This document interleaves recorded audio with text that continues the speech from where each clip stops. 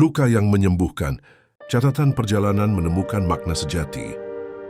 Di suatu senja yang kelam, saya duduk termangu memandang langit yang perlahan memudar. Dahulu saya yakin kebahagiaan adalah mahkota emas yang akan diberikan kehidupan pada mereka yang rajin berjuang. Tapi hidup, seperti angin yang tak pernah berjanji akan kemana ia berhembus, mengajarkan saya pelajaran yang lebih dalam, bahwa kedamaian sejati justru lahir dari keberanian merangkul kenyataan yang pahit, seperti seorang ibu menggendong anaknya yang terluka. Keadilan yang patah sayapnya.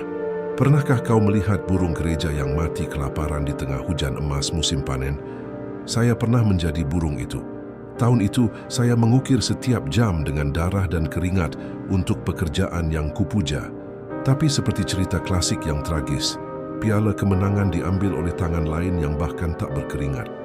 Malam itu air mata saya membasahi bantal sambil bergumam. Inikah balasan untuk kerja keras? Hingga fajar menyingsing saya tersadar, hidup bukanlah mesin penjual otomatis yang akan mengeluarkan hadiah setiap kita memasukkan koin usaha. Keadilan adalah konsep manusiawi yang terlalu rapuh untuk bertahan di tengah badai realitas. Kini saya belajar menari di tengah ketidakpastian. Bukan lagi mengejar bayangan keadilan, tapi merajut kebanggaan dari benang-benang usaha yang tak pernah layu. Seperti nelayan yang tetap melempar jala, meski tahu laut tak selalu menjawab dengan ikan. Melepaskan tali kekang yang membelenggu. Ada masa di mana saya mencoba menjadi dalang dari setiap detik hidup. Merancang jadwal sedetil motif batik, mengatur hubungan bagai mengatur bidak catur. Sampai suatu hari, badai kecil datang, jadwal berantakan, rencana hancur, dan saya terjatuh seperti boneka kayu yang talinya putus. Di lantai dingin itu, tersungkur sambil memeluk kekecewaan, tiba-tiba saya mendengar bisik hati, "Kau pikir bisa mengekang ombak dengan tangan kosong?"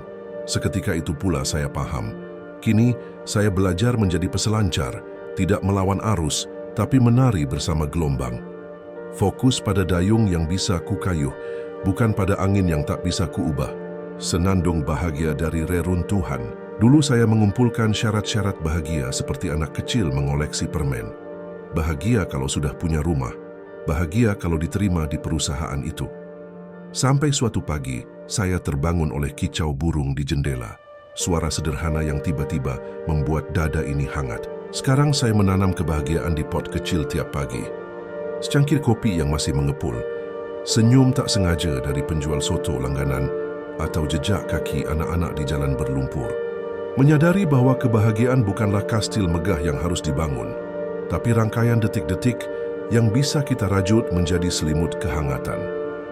Karena waktu, seperti nyawa dalam wayang kulit, tak pernah bisa kita pegang, hanya bisa kita hargai selagi menari di layar kehidupan.